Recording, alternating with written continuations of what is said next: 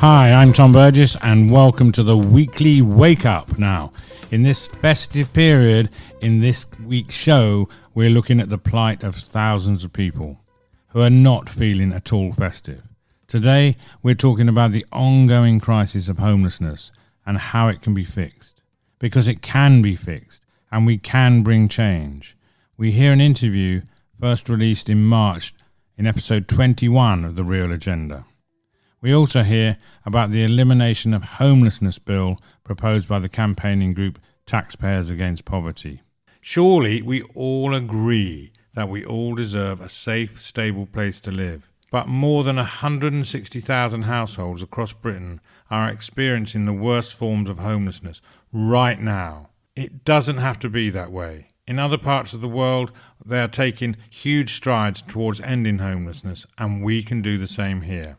But in order to truly end all forms of homelessness, long-term action and truly cross-government working will be needed.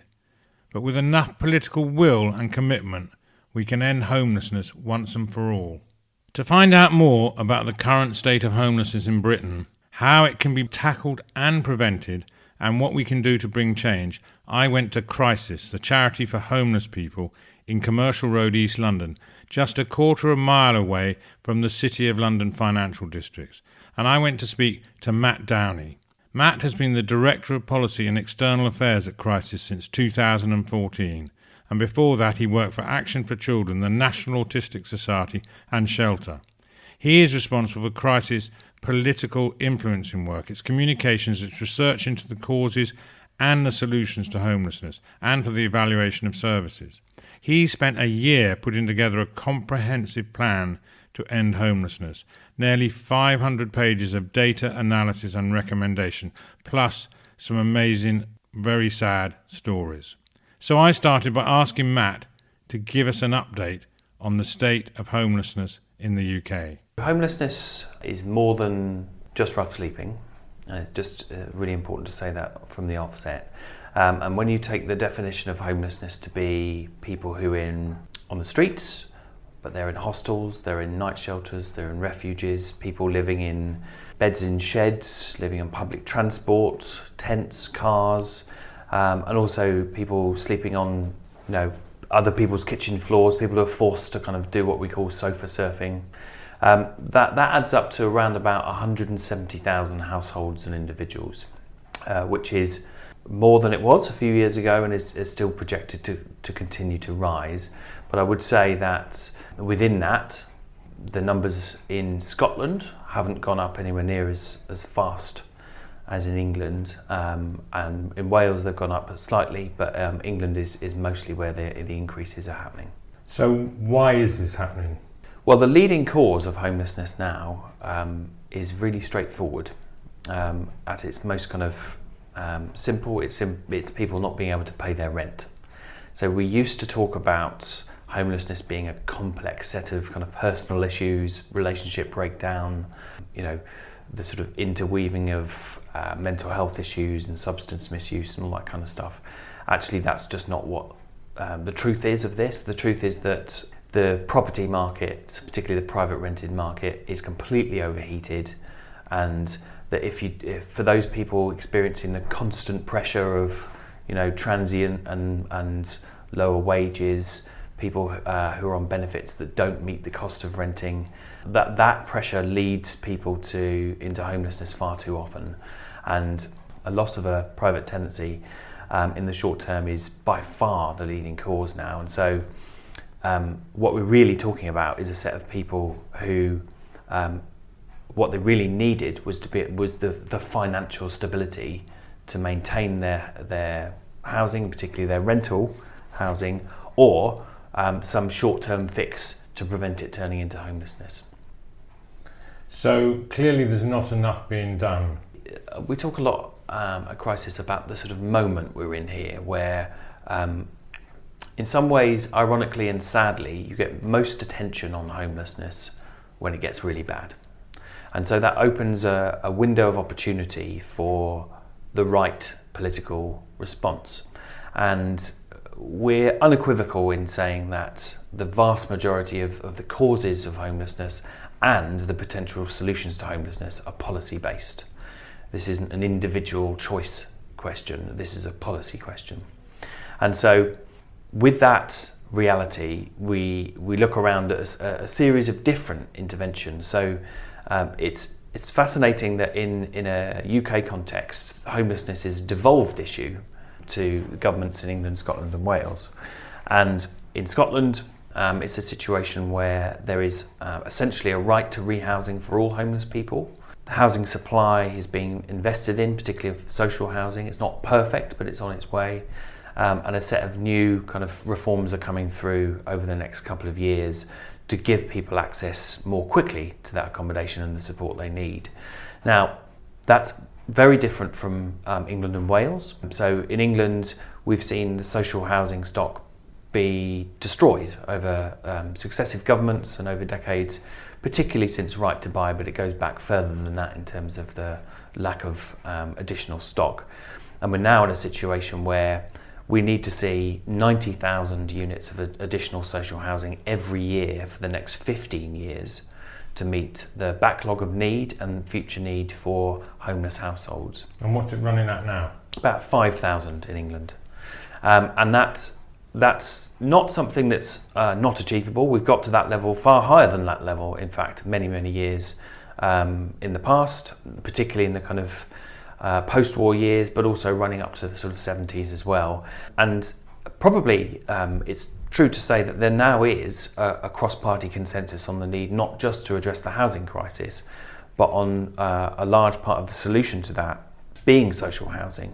But such is the destruction of the mechanics to build it, in terms of the financial arrangements and incentives for local government, for housing associations, and then obviously the scandal really of not replacing the stock that's been sold through Right to Buy means that in some ways we've got to stop going backwards before we go forwards on the housing issue. So that's a key plank of this for policy in England. And then something that applies to the whole of the UK is the interplay between the benefit system and homelessness. And we're in a situation now where about 95% of the country is now unaffordable on housing benefit, and unaffordable for single people or families with one or two children. And so what that means is people have to meet the shortfall in rent through other benefits under universal credit. So you have to choose whether to feed or clothe your family or pay the rent, or through debt. It's no surprise that we therefore see people not being able to pay their rent as the leading cause. So there's a series of policy levers on the structures behind homelessness. And then there's a very important thing to say about how homelessness policy applies once it's happened. So it's a very sort of legally heavy world where in England, Scotland and Wales, homeless people themselves have some rights and entitlements to accommodation. In England and in Wales, you have to be deemed to be vulnerable or to have dependent children. And if you're not deemed to be either of those things, you'll be seen to be non-priority. And just walk around the streets of any major town and city in this country and you will see people who the council will have deemed to be non-vulnerable living and dying on our streets, which is obviously an offensive and clearly wrong situation to be in. So that legal response needs to be complete. So the only way to conceive of ending homelessness, and we entirely think that's possible, is to say that all homeless people can and should and will be entitled to help. So yes, prevention is 80% of the solution here, and prevention through people not losing their homes and having enough homes and benefits that cover the cost of rent. But if it does happen, what you then do really matters. So unconditional access to accommodation is really the only answer. For people with higher support needs, so typically entrenched rough sleepers, as some people are sometimes called, or people in hostels or night shelters with significant needs, what we need to see rolled out is a scheme called Housing First. And you may have heard in the media, because we talk a lot about it in the media, about some places around the world, particularly Finland, where homelessness has come down dramatically and they don't have rough sleeping anymore or any hostels or night shelters, and they've done it through applying this Housing First scheme. Where tell us a bit more about Housing First then, and how might that work here? So Housing First is a evidence-based programme where the idea is that instead of requiring people to be clean or sober or sane before they qualify for accommodation, people are given unconditional immediate access to a home of their own. And then, and this is crucial, they're also provided with the highest quality support. So, essentially it's a kind of high intensity social care intervention, but crucially, you won't lose your home if you don't engage in those services. And you won't lose those services if you somehow, are moved on from your accommodation. So it means that people are treated as adults rather than sort of supplicants to a homelessness service that requires you to be miraculously kind of amazing as a human being when going through the worst circumstances. It's just got an overwhelming evidence base, so 80 to 90% success rate in terms of ending homelessness for people that experience Housing First, but also reductions in criminal activity, increases in mental health, physical health, relationships being put back together, some people moving on to jobs, all of that kind of stuff means it's not simply a way to end homelessness, it's a way to help people put their lives back together. And there's a sort of key insight in the middle of this, which is that you or I would have a much better chance of sorting out our problems if we had somewhere to live compared to having to sort them out if you didn't. So that's really key. And so with the right infrastructure and funding and transition to this Housing First approach, I absolutely know with certainty that homelessness would dramatically come down in this country. Because one of the things, apart from obviously ending the tragedy of homelessness, is the fact there's a financial aspect of it. In fact, I think you quote some figures that an investment of X is going to bring, actually 3 times as much in benefit, because some of the things you just talked about, we've got a better social outcomes, etc. What were those figures? Yeah, so we recently published what we call a plan for ending homelessness, where if all of the right things happened, you would see no one sleeping rough, you would see nobody in accommodation that's not fit for human habitation, you would see everybody in emergency accommodation with immediate offers of accommodation, and prevention really work. And to get there, the set of policies and the set of services would cost the state, according to PwC, who did the figures for us, have worked out that over a 10-year period it would cost the state £9.9 billion, but accrue cost savings and benefits of £26.4 billion. So that means reductions in accessing other elements of the state, so that's A&Es, it's prisons, it's police services, it's all sorts of other things that cost more. And it's wrong just to look at the case for ending homelessness through a kind of economics, but if you need to go there, it's really absolutely clear that it's cheaper to end homelessness than to spend money keeping people homeless in, expensive hostels and night shelters. Because that's the thing, isn't it? So it's staggering that we haven't got the political will. So what can we do about that to bring change that people say, yes, actually, we've got to do this? So political will is interesting because there is political will to end rough sleeping. So the government in Westminster has a commitment to end rough sleeping, and that's great, and it's led to increases in funding for things like outreach. But the difference between political will to end rough sleeping and political will to end homelessness is, it might sound like a technicality, but in reality it's a big deal. Because to truly end homelessness means to truly see everyone as deserving and qualifying of somewhere to live.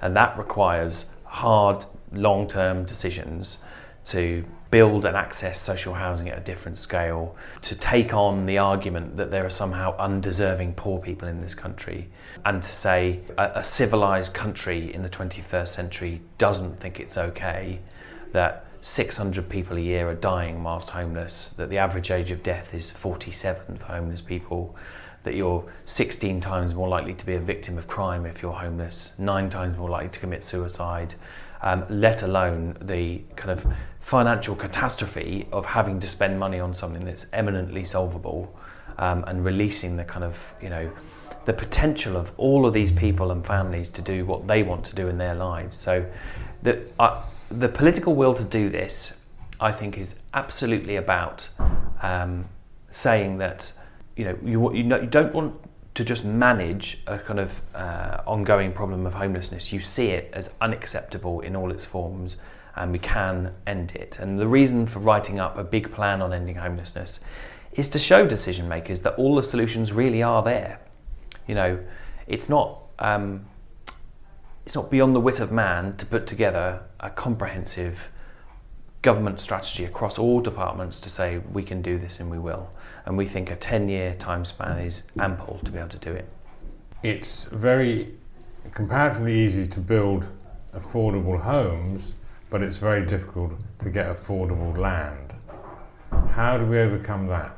I think the question of land it's about how you look at the infrastructure of how we see housing developments work.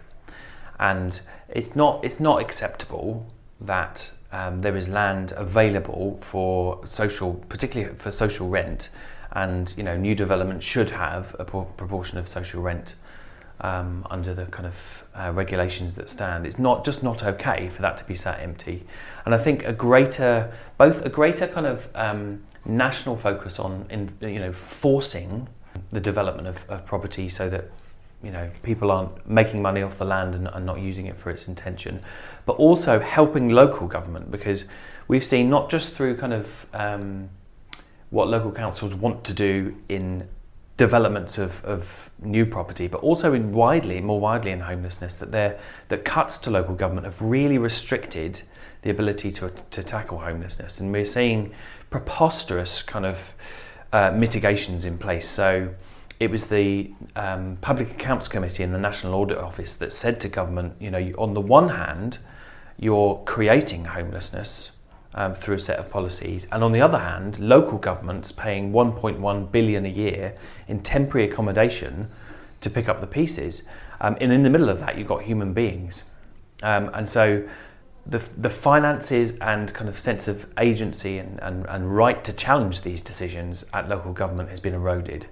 And that needs addressing, because otherwise we have this kind of slightly kind of localism with its hand tied behind its back approach to homelessness. And I think if we want to empower local communities that understand where the problems they have and they want to solve, and local government there to oversee it, you've got to make it work properly. And that interplay between local and national has been a real problem for homelessness. So you painted a clear picture of the tragedy of homelessness in all its aspects and how we can prevent it as well as tackle it. But what can we, the people, do to make the sort of things you're talking about actually happen? It's heartening to see that homelessness is now rising up the set of issues that people are raising with their local politicians, and particularly at election time potential politicians. And I would say that that is the answer, is that we all need to require a systematic and better response from our politicians.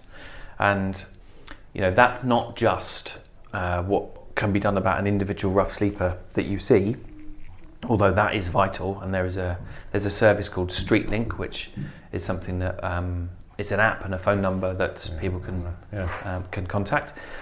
It's also about expectation. Next time a decision maker wants to talk to you, wants to know your view, next time you want to campaign on something, this really matters. It's a cross-party issue. In Westminster, there is no one with a comprehensive answer on this yet. We've seen good proposals on rough sleeping from the government. We've seen good proposals on some other things from opposition parties. But none of it's comprehensive, none of it's cohesive, and so far we've seen no political proposals that will actually end homelessness, apart from with a fair wind what's been proposed in Scotland. So you've got several campaigns and things that people could get involved in. Mm-hmm. So tell us a bit about that. So if you are interested in joining our campaign to get the right big systematic policy response, we have a campaign called Everybody In. So you go to the Crisis website and you'll see it front and centre there and join that. And then underneath that, there are a few things that we're looking at the moment that are smaller scale issues, but nevertheless really important. So first and foremost, we're recording this on International Women's Day, and we're running a campaign to make sure that everybody who is a victim of domestic abuse gets unconditional access to housing if they're homeless, because at the moment there are people fleeing abuse that aren't seen as a priority. Also, we're really keen to make sure that the spending review, whenever it happens, and obviously there's a big Brexit in between, we don't know the specific timing, but when the next kind of big budget announcement comes through, we're looking to see a really significant investment in housing benefit to stop people being made homeless simply because their benefits don't cover their rent. And then the final thing I'll say is we're also running a campaign to scrap what's called the Vagrancy Act. Now, the Vagrancy Act goes back to 1824. You may be surprised to learn that it still stands today, and that England and Wales are two of the only countries left in the world that still prosecute people for the crime of being homeless. So it really still is true that in this country you can be arrested, charged and convicted for being homeless and destitute, and it does happen to people. So we're calling for that absolutely offensive and outdated legislation just to be scrapped as quickly as possible. So if you're interested in any of that, please come to our website and help us with our fight to end homelessness. That was Matt Downey from Crisis, the charity for homeless people, and I'm very grateful for his time, and also heartfelt thanks to all those hard-working folk at Crisis and the army of volunteers. To find out more about their work and what you can do to help, go to crisis.org.uk. To facilitate action, a new bill has been drafted by the campaigning group Taxpayers Against Poverty. It's called the Social Housing, Affordable Rents and Elimination of Homelessness Bill. Now, the key points of the bill are that a social landlord, that can be a local authority, may not dispose of land other than for the purpose of social housing. And it also defines affordable housing. High rents are prevented from using up the income needed for food, fuel, clothes, transport and necessities. And it mandates the government to implement a social housing plan, to take steps to promote the building of sufficient social housing, whether by local authorities, social landlords, community land trusts or otherwise. And it authorises the purchase of local authorities of properties for sale in its area, or such properties that have been vacant for more than 6 months. And there is more. Taxpayers Against Poverty is working in partnership with Action on Empty Homes, which seeks to bring 226,000 long-term empty homes in England back into use for people with housing needs. And also working with Compassion in Politics, who seek to put humanity into British politics.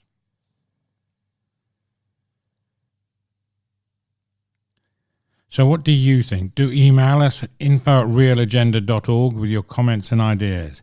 And check out our website, realagenda.org, where you can sign up to receive regular updates. So what's coming up on the Real Agenda Network? Well, we'll be talking to Carolyn Fairburn, Director General of the CBI, in our Profit for Purpose series.